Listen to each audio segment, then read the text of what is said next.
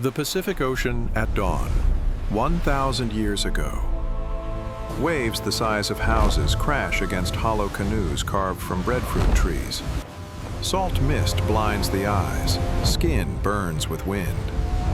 For weeks, they sail beyond sight of land, where a single error means death.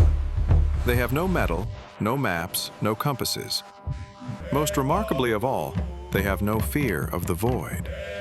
So how did the Polynesians cross an ocean wider than all continents combined without any instruments? The answer will rewrite everything we think we know about human navigation. Across the scattered islands of the South Pacific, the ground still holds the proof of a civilization that mastered the world's largest ocean long before metal or maps existed. Beneath layers of coral dust and volcanic ash, archaeologists have uncovered fragments of red-slipped pottery, lapita-ware, dating back more than 3 millennia. These sherds, found from Vanuatu to Samoa, carry the same stamped geometry: concentric triangles, spirals, and dots. The pattern repeats across thousands of kilometers, as if the very clay had memorized a route. The Lapita Trail is not random. It traces a corridor of migration that stretches eastward, island by island, until it vanishes into open sea. There, no pottery survives, only oral memory.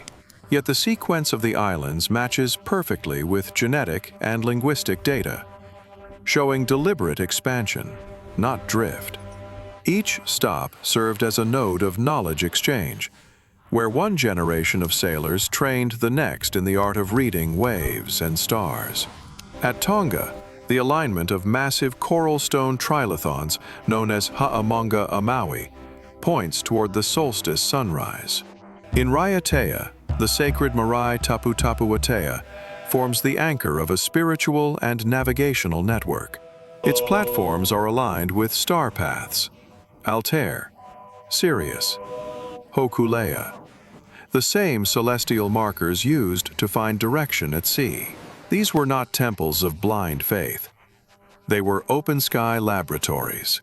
The people who built them mapped the heavens without instruments. Polynesian navigators divided the night sky into 32 star houses, each defining a course. By memorizing the rising and setting points of these stars along the horizon, they created a mental compass that rotated with the Earth itself. To hold such maps, they sang them.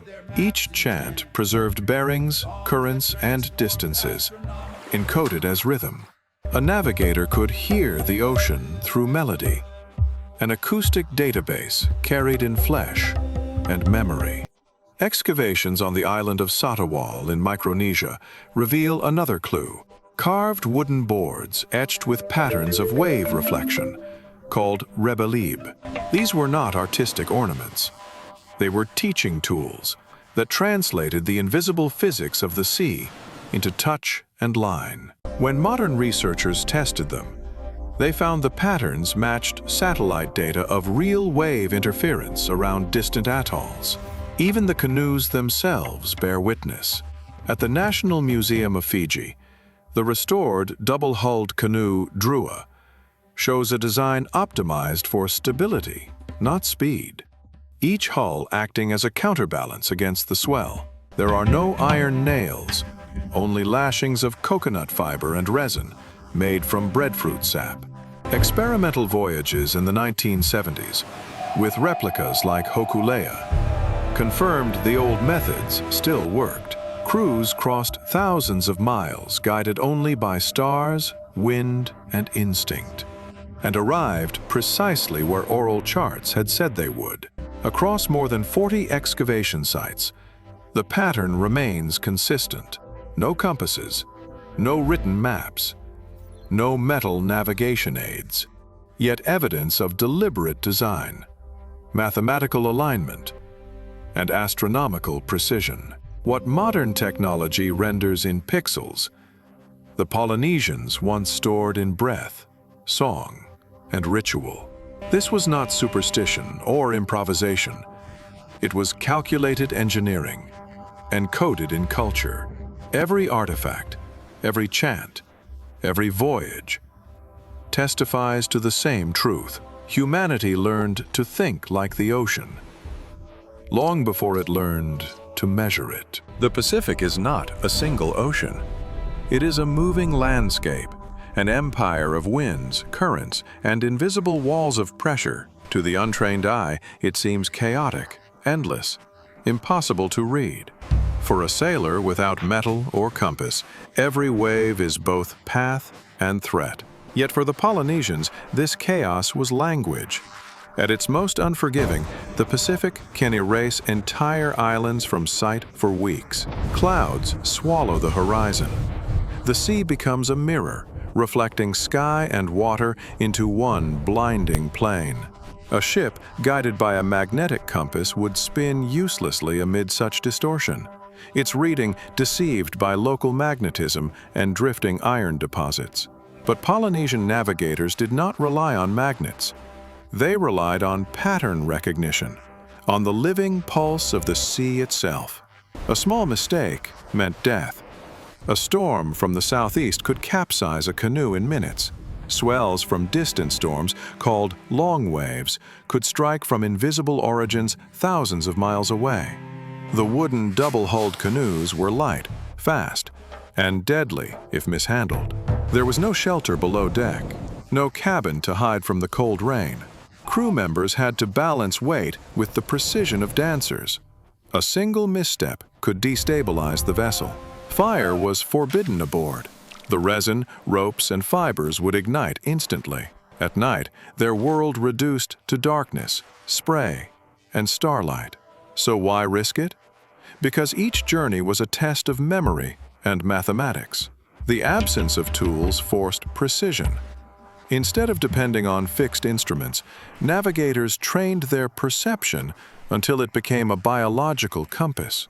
They felt the swell direction with their hips, sensed latitude by the temperature of wind and the smell of seaweed, and tracked time through the rhythm of paddling songs. Each body was an instrument, human muscle and mind replacing iron and glass. Modern oceanographers once doubted such navigation was possible. They assumed that without compasses or maps, Polynesians had drifted randomly across the Pacific.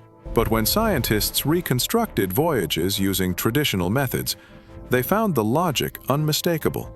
By watching the arc of swells, the flight of frigate birds, and the shape of clouds over unseen reefs, crews could infer land over the horizon with startling accuracy.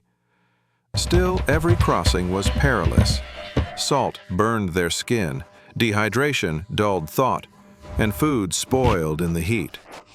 Navigators memorize not only routes but also failure conditions, where storms usually broke, where the sun burned hardest, where currents shifted seasonally. Each mistake became knowledge for the next voyage. The real danger was not the ocean itself. It was ignorance. The sea rewarded those who paid attention and punished those who sought shortcuts. A compass could point north, but it could not tell when a storm would rise, when the waves would lie, or when birds would turn home. The Polynesians' strength was not their luck, but their discipline. To modernize, their world seems terrifying. But to them, risk was not chaos, it was structure. Every wind, every crest, every silence between waves was data. And by surrendering to that data, they turned the most unpredictable ocean on Earth into a map written in motion. When the sun sank and the stars emerged, the ocean turned into a living map. Every ripple, every glint of starlight became information. Polynesian navigators learned to read this map not with tools, but with their bodies.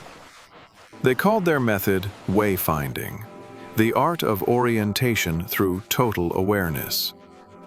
They began with the sky. The horizon was divided into 32 star paths, each tied to a specific direction. When one star sank below the edge of the sea, another rose exactly opposite it. By memorizing the sequence of these risings and settings, The navigator could maintain a bearing for days. The stars were not distant lights. They were signposts that rotated around him like a wheel. His canoe stood at the center of a vast celestial compass that needed no metal to function. But stars vanish behind clouds, so they turned to the ocean itself. Beneath every swell lies a rhythm, the invisible heartbeat of the planet. The Polynesians mastered wave piloting, the reading of interference patterns between islands. Long waves rebound from distant shores and meet incoming ones, forming predictable cross-currents. By feeling these subtle shifts through the motion of the canoe, navigators could tell whether land lay to windward or leeward, often days before sighting it. At dawn, they studied clouds. Over coral reefs, clouds build vertically. Over open sea, they stay flat. The color of reflected light in a cloud's base, greenish over shallow water, dark blue over the deep, revealed the presence of islands still invisible to the eye. The flight of birds confirmed it. Terns and frigate birds followed routines, departing at sunrise and returning at sunset. Watching their arcs told the direction and distance of home. On deck, survival depended on collective rhythm. The crew moved as one organism. Some watched the horizon, some felt the hull, others kept track of star shifts. Their bodies adjusted to temperature and sound until instinct replaced calculation. In that silence, intuition became accuracy. Clothing was crafted from pandanus and bark fiber, layered with beaten bark cloth to breathe and insulate. Nights were cold, yet they generated warmth through closeness. Pairs of sailors sleeping under waterproof skin mats that trapped shared heat. Their diet was mathematical. Coconut water for hydration, dried fish for salt, taro and breadfruit for steady energy, around 3,000 calories a day. Every detail of life aboard was part of a greater system designed to preserve focus and endurance. This was not trial and error. It was applied science disguised as culture. The rituals before departure were not superstition. They were calibration routines. The chants that opened a voyage were mnemonic devices encoding latitude, current, and seasonal timing. A successful journey meant that body, memory, and nature had synchronized into one continuum. When Western explorers later arrived with compasses and sextants, they marveled at how Polynesians reached islands invisible beyond the horizon. They assumed magic. Yet the truth was method. Each decision, where to look, when to tack, how to read the stars, was a form of computation powered by human perception. Warmth, guidance, survival, all engineered through cooperation and sensory intelligence.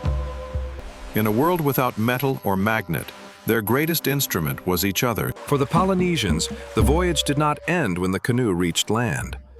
The shore was not a finish line. It was a node in a vast network, a breathing point in the rhythm of migration. Across the Pacific, from Hawaii to Aotearoa, more than 200 known sites served as ritual harbors, storage bases, and cultural anchors. Together, they formed the infrastructure of one of humanity's most intricate logistical systems, built entirely without ports, roads, or written contracts. Each island was both departure and destination.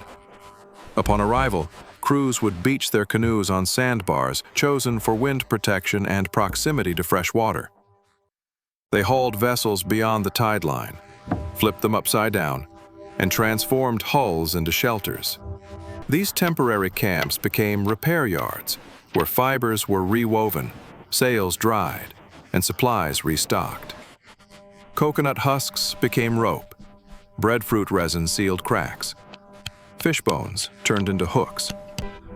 Every natural resource had a purpose, and nothing was wasted. But the true infrastructure was social.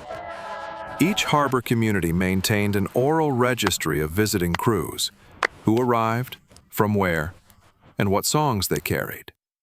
Exchange was measured not in currency, but in information.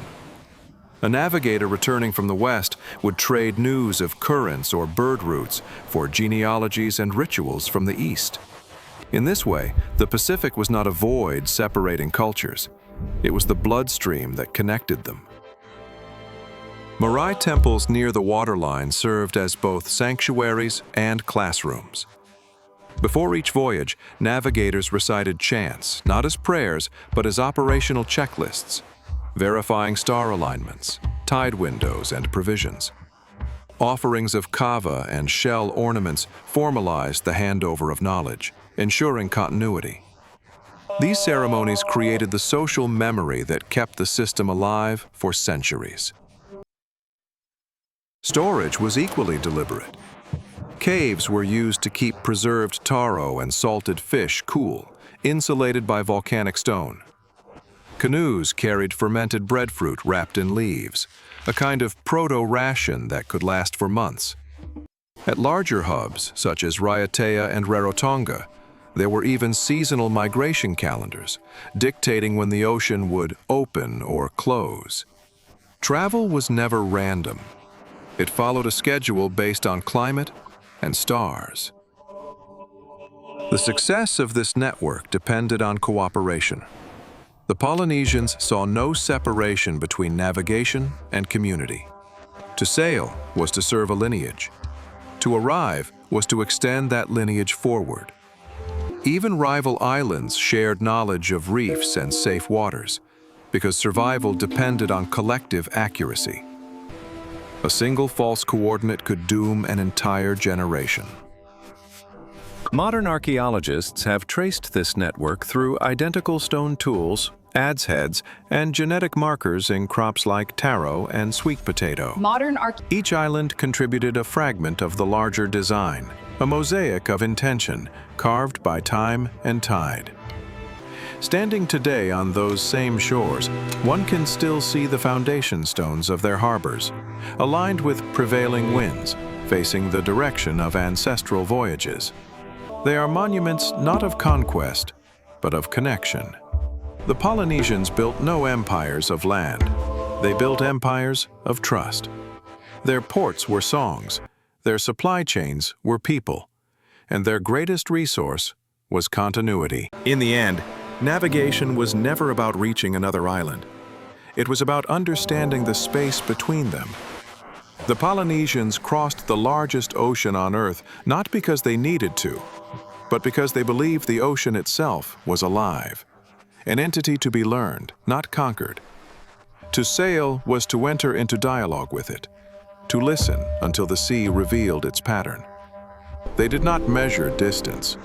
They memorized relationship. Each island was a note in a vast composition, and every voyage was a line of music connecting them. When the stars turned, so did their maps. When the winds shifted, their minds adjusted. They existed within a choreography of motion that transcended technology. What appears to us as primitive was, in truth, precision, evolved through humility. Where modern tools isolate the sailor from the sea, shielded by hulls, engines, and screens, the Polynesians were immersed in it. Their canoes were extensions of their senses.